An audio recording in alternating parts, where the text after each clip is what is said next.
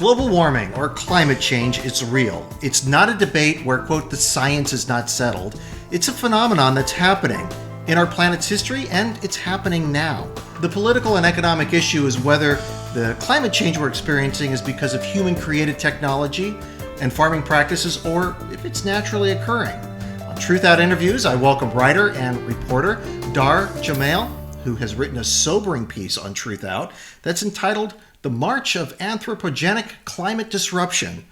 Hey, welcome to Truthout Interviews, Dahr. Thanks, Ted. Good to be with you. You know, while prepping for this interview, I found this graphic, and I'll just put it up on the screen right now. It's prepared by the National Oceanic and Atmospheric Administration. It shows how much CO2 levels have waxed and waned over the last 400,000 years on our planet. Now, the amount has never really exceeded, at least if you look at this chart, it hasn't really exceeded 300 parts per million. Now, we're currently approaching 400 parts per million. Now, what's causing this? It can be ascribed to the natural environment, certainly. But the other part, well, what's changed on our planet in the last 100 years? Well, we've had the Industrial Revolution. And with the Industrial Revolution, you have an industrial economy, capitalist, and even when the Soviet Union existed, a socialist / trending towards communist industrial economy. And these economies need fuels, and the fuels emit carbon.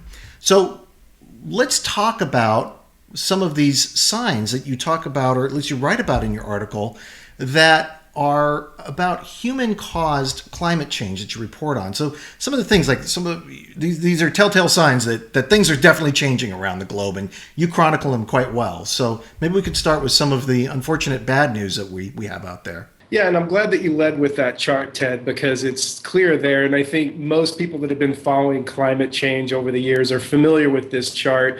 It's sometimes referred to as the hockey stick chart, because you can see there, basically as of 50 years or so ago, once we really started to be regularly hit with emissions from our industrial growth society, we see the CO2 emissions basically go straight up, and to a level that they haven't been that high in at least 650,000 years. It's very, very clear.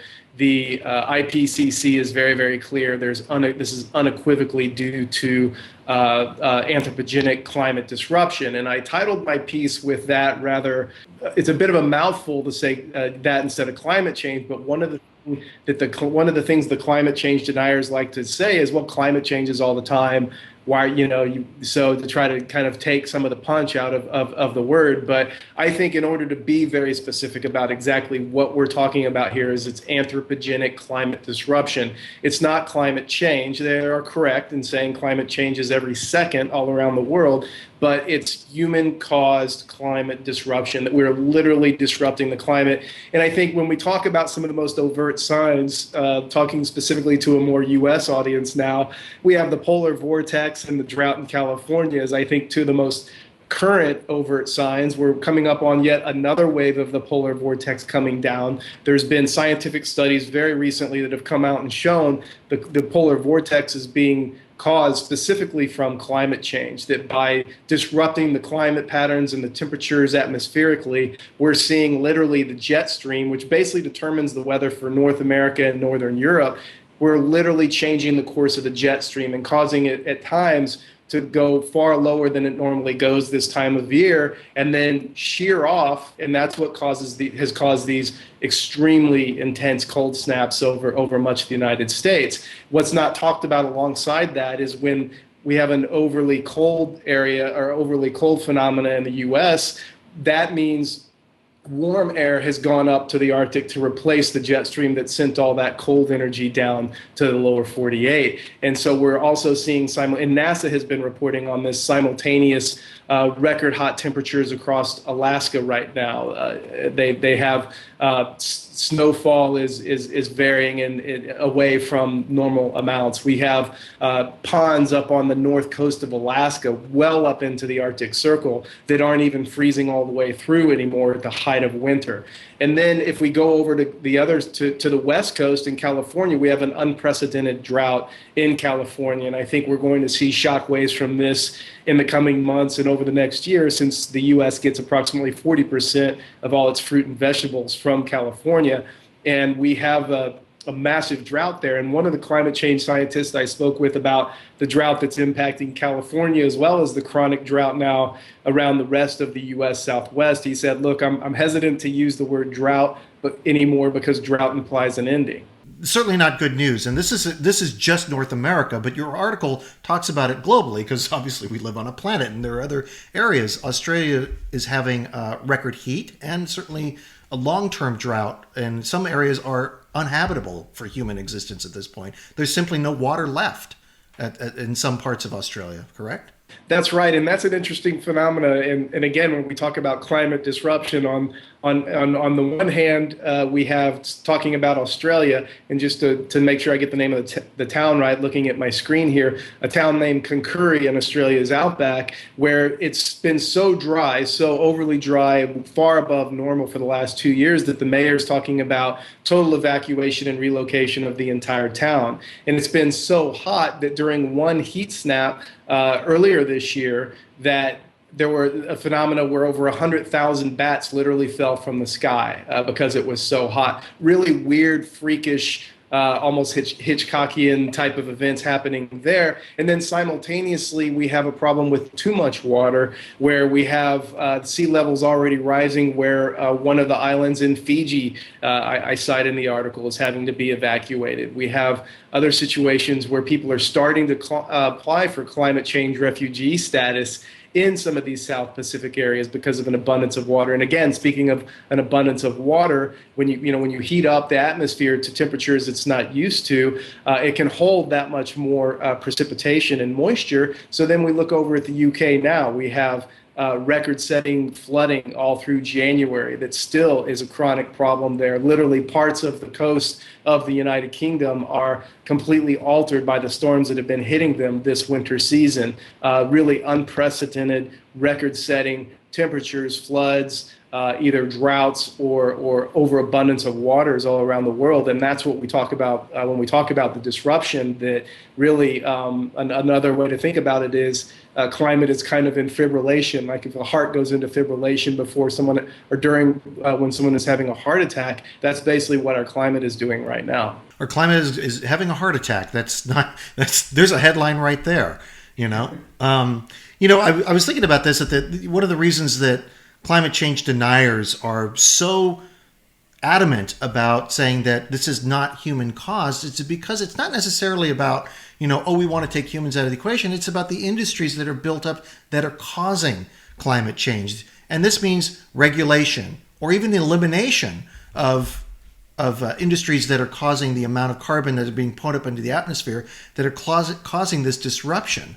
So the people that are denying are really trying to defend those industries. It's not necessarily about, the science is not settled. It's about, hey, I'm protecting my paycheck here. Well, you and I both know as journalists, it's always about following the money. If you want to get to the bottom of why something's really happening, why the climate change denial movement has the vocal cords, the strength of vocal cords that it does, and the media presence that it does, is, this minor detail that the entire industrial economy in the West it runs on fossil fuels. It doesn't run on nuclear, it doesn't run on renewable energies. The oil and gas industry continue to post record profits on a regular basis, and as we move further towards peak oil, where it becomes more and more expensive to extract what's left in oil and gas out of the planet and then burn that fuel, that becomes much more valuable and much more profitable. So if we follow this through to the very end of the trajectory that we're on, the last barrel of oil will be the most profitable. So it behooves the oil and gas industry, and this has all been well documented. Several people have done really good reporting on it and even written books on the climate change denial movement and oil and gas and the Koch brothers and folks like this that are pumping hundreds of millions of dollars into this movement. It has been so effective, at least in the U.S., because again, their entire profit system is based on a continuation of this model. And despite the fact that all science. I mean, we're talking about the most reputable scientific sources there are, and I try to cite them repeatedly in my stories. We talk about NASA, we talk about publishings go into Nature Geoscience Journal, things that go into the proceedings of the National Academy of Sciences, all these peer-reviewed, the most highly esteemed publications. I mean, I think most thinking people aren't going to take issue with data produced from NASA or these others that I just mentioned, and yet the climate change deniers are pumping hundreds of millions of dollars on an annual basis into this movement to convince people that climate change is either not happening or it's not as bad as we might think it is. And the reality is we are so far along climate change that this extreme weather that the U.S. is experiencing today on both coasts is really the new normal. That's a sad fact to see that we're going to see good swaths of the Midwest and the Northeast in the United States be paralyzed by essentially by this polar vortex that may be the new normal. We're going to see more places that are going to simply be unlivable, which increases the conflict in society, because as people run out of natural resources, something basic like water, they're going to get angry and they're going to try to fight for more water. So you're going to see more conflict in the world based on the fact that our weather is shrinking our ability to sustain ourselves. And it's partly because we've caused it. And so we're going to see places that are like here. I live in California, and you're right. We are going through a drought right now. While we're recording this, it is raining, but not a tremendous amount. But we're getting one of the few rainstorms that have come in this season. But you talk about places like Iran that are going through a pretty major drought as well. And you look at Iran, you look at the United States, you can take any part of the world where suddenly resources start to dry up, you're going to see more conflict. Well, that's exactly right, and we're already seeing it. We have major water issues in Iraq. This was the so-called Fertile Crescent in history, and because of upstream water wars in the Tigris and Euphrates rivers with Syria, with Turkey, with them building dams, with them hoarding more of the water, less for Iraq. We're having tension around that front. We already have open conflicts in parts of Africa over water. And I, again, bringing it closer to home for those in the U.S., what is a city like Los Angeles or Phoenix going to do a couple of years from now when there really is no let up and where the amount of water resources available continues to decrease, population continues to increase, industrial demand continues to increase? At some point, it's just simple logic that something has to give, and we're starting to see that now. Yeah, I mean, like you said at the outset, California produces about 40% of produce, and I mean, they're known as the land of fruits and nuts for a couple of reasons. One is sort of a derogatory statement, but the other is true. We do produce a lot of produce and certainly do produce a lot of nuts. And, some people sort of wave it away and say, so what? But then when they go to the grocery store in the summer, and they're going to get sticker shock on the amount it's going to cost for an apple or some tomatoes or whatever that is being produced from the state that get not only exported to other states but around the world. So this is something that you certainly are articulate about, that we're going to see conflicts based on things like water, but also about food and water. I mean, climate change, yes, it's happening.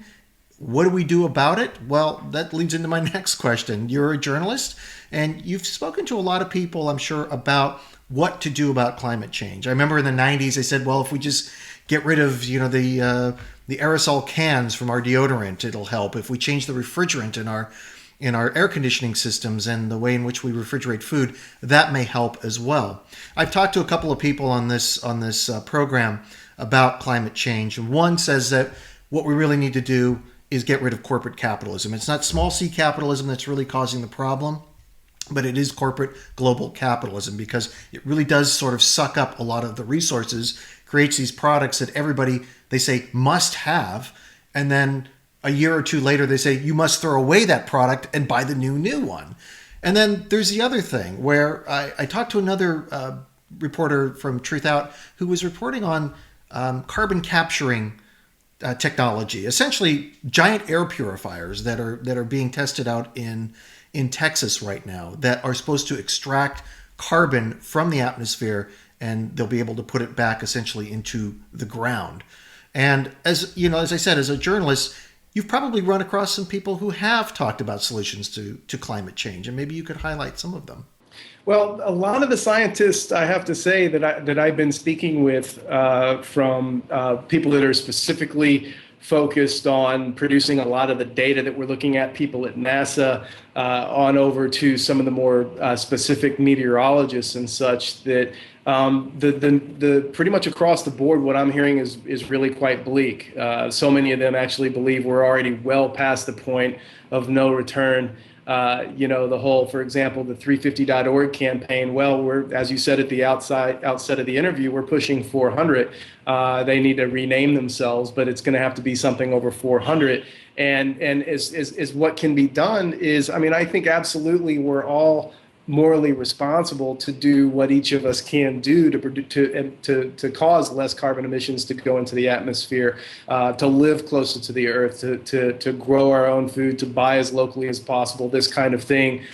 Do it now while it's still a choice and before it becomes essentially the only thing that's economically viable to do anyhow. But I think paramount, because it's the moral thing to do, it's just simply the right thing to do. But the experts I'm talking with, while they say cap and trade and carbon sequestration and things like this are good and certainly should be done and would help at least some, many of the scientists I'm talking with believe we've already gone over the point of no return as far as the ability. Do we still have the ability to prevent it from being the worst it can be? Because essentially, some of the guys I've spoken with have said to really have a chance at steering ourselves away from the worst impacts of climate change, we would have to have full stop of the entire industrial growth economy right now across the board. That, literally as of right now, stop it on a dime, not one more bit of carbon is emitted into the atmosphere. Then maybe we have a chance to steer away from looking at 4 to 5 C increase before the end of this century. And let's keep in mind, this is above baseline. Baseline right now, we're talking about once we hit 3.5 C above baseline average temperatures on the planet, that's when it basically, this planet starts to become uninhabitable by humans, because too much of our food dies off, and we basically lack the ability to continue to feed ourselves. And many of the projections we're looking at right now show us the question is we are going to go past 3.5 C. The question is just when. Is it in 20 years or maybe 40 or 50 down the road? But it's within basically our lifetimes.